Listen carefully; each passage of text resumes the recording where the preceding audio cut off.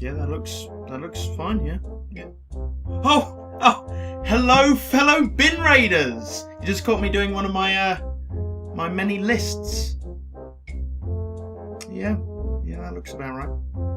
Everybody loves lists, so why don't we do a list video? This is my first one, and I'm already showing I'm painfully British. You know, there are top 10 list videos on top heroes, top villains, top worlds, top power-ups, top weapons, and I'm discussing the legitimacy of inviting virtualised characters to a formal evening of dining. And why a top 8? Well, I don't know, I just like 8. 8 is considered to be lucky in some Asian cultures. It's a very well-rounded number. Besides, 10 is centric to the decimal system, and fuck metric, making everything so fucking easy to understand. I wouldn't touch it with a 3.048 metre barge pole. And with the list comes rules. Characters must be eligible for a dinner party. They have to be able to communicate, and they have to be mentally sound. We don't want any psychopaths at the dinner table with sharp cutlery. So that means no silent protagonists. I'm sorry, Link, but there's just no invitation for you. Characters have been picked based upon their compatibility to the scenario. Also, only one game per franchise. So, take your seats, put on your little, the napkin things that you put there and it stops the food getting on your shirt. And let's while away an evening with top 8 characters I would invite to a dinner party. Number 8. Commander Shepard rocks. People keep telling me that Master Chief is the best sci-fi badass in video gaming. And why didn't I pick Master Chief? Because he wears a helmet. Duh. How's he gonna eat food, idiot? But Commander Shepard, this dude is cold. We too must serve the Reapers. You big, stupid jellyfish. Or Dudette, if that's your thing. But Commander Shepard isn't just one person. He or she can be anyone. And inconsistency is not what we're looking for. So Garrus steps up to fill in for him. Or her. Come on. This is an obvious choice. Garrus rules. He's a badass Turian who doesn't take shit from anyone. Plus, with the long military life he's had, he's got plenty of conversation topics. If I could sit down with anyone in the Mass Effect universe, it would be Garrus. Perhaps I have a serious man crush on him. I just hope he won't be too busy when I send an invite. Can it wait for a bit? I'm in the middle of some calibrations. Number 7. Why did you guys watch the first 3 Spider-Man movies? Pre-Garfield. Certainly not for this guy. Strange to see a plank of wood get a starring role in a Hollywood film. Now you watch Spider-Man because of this guy, John Jonah Jameson Jr. The old tightwad who's more interested in results than people.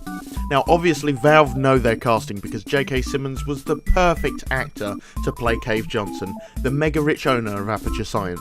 A man with more money than sense, all he had was competition on his mind, trying to outdo Black Mesa. At the cost of some employees. Yeah, not a big loss. But hey, at least Aperture didn't blow up. Suave, proud, and a fast talker, the move would never dip with old Cave Johnson at the table. Do you know who I am? I'm the man who's gonna burn your house down! Number 6. Now, this is kind of a cheat on my part. I've never actually played a game where Professor Oak really speaks, but we know that he can. I mean, we've seen it in the anime. Professor Oak is a professor. The original professor.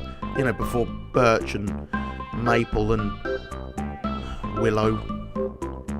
He spent his entire life studying Pokemon, and you know how much we all love Pokemon. He's sort of the uncle that you can depend on to be there, the guy you look up to. He's a successful uncle, the guy you sometimes wish your dad was.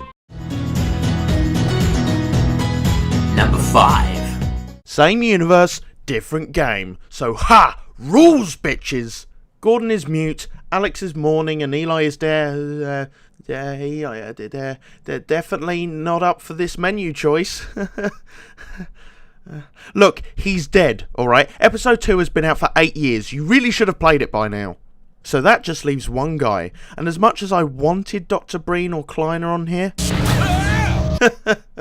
oh, that never gets old. I had to give the spot to Barney Calhoun. He starred in Blue Shift, survived the Black Mesa incident, as well as Half-Life 2. Dude is frickin' invincible.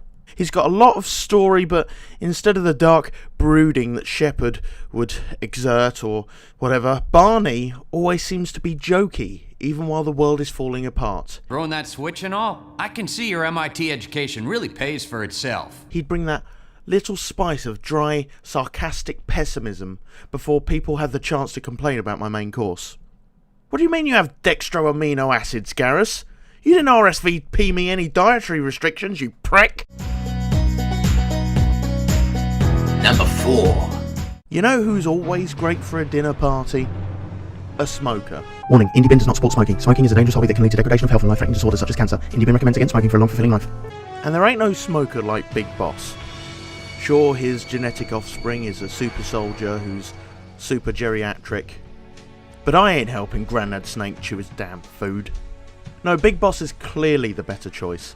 He's the more stable than any of his clones. He's a grizzled veteran who's sharp, loyal, and always ready. Also, the dude understands the Metal Gear Solid backstory, and anyone who understands that tangled mess definitely is smart enough to debate with the likes of Professor Oak and a space bird. How can you still be alive? Nanomachines.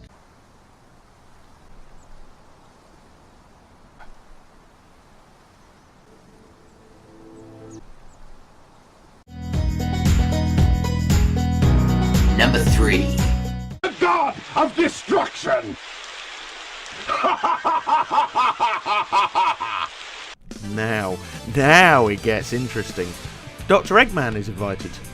Now, Dr. Eggman is going to need a bigger chair and probably a bigger plate, the fat fuck. But one thing Dr. Eggman has over the other guests? Intelligence. He has an IQ of 300. The only real-life person to ever match him was William James Sidis, who enrolled at Harvard at the age of 11 to study maths.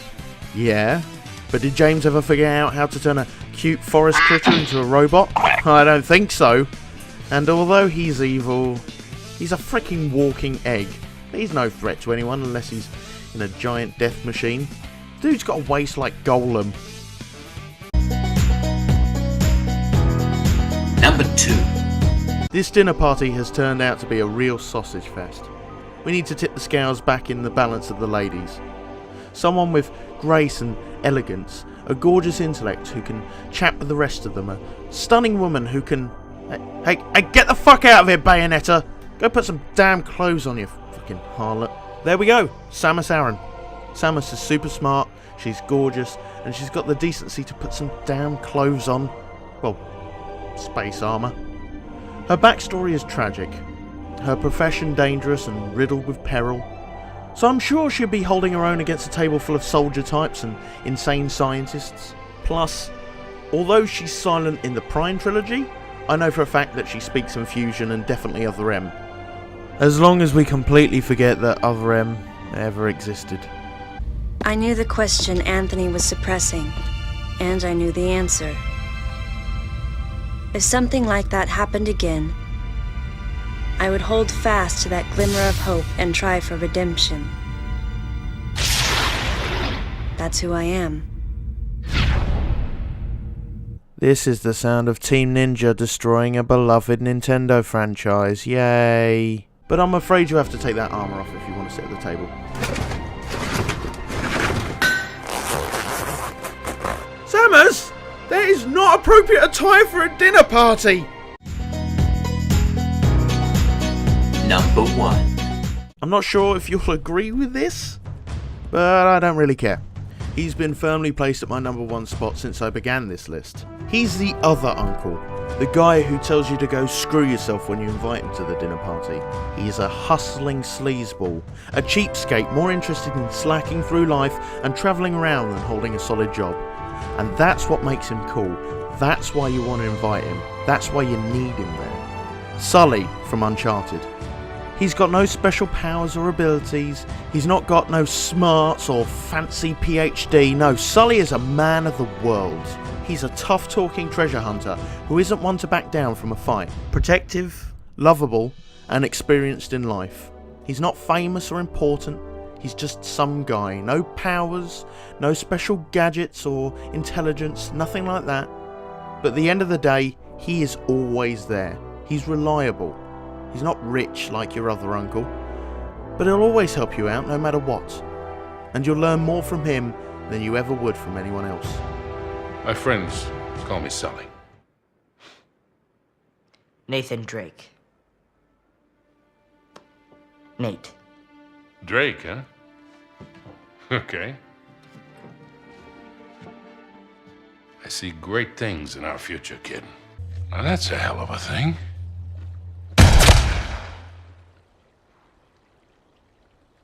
What? No.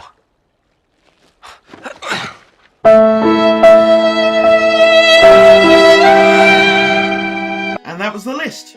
Now, I haven't played every single game out there, so I'm sure I've missed one or two very obvious picks. This was my own personal list, and I'm not saying that it's perfect, so if you have any suggestions, please put them in the comment box below. Let's have a discussion. Who would you invite to your very own video game dinner party? Anyway, it's been a pleasure entertaining you tonight. I have been your host for this evening. I hope you enjoyed yourselves, Bin Raiders. Pick your coats up at the door, and most importantly, get the fuck out of my house. Hey guys, hope you enjoyed the new video. Thank you so much for watching. I've always been a fan of lists, they're quite fun and entertaining, so I hope you enjoyed this rather quirky one. If you did enjoy the video, why not give it a like or share it on social media? And hell, if you'd like to see more, I have 2 videos here for you to savour. Please consider subscribing, it really helps the channel grow. That's it for now, Bin Raiders. Keep bin raiding, and I'll see you next time.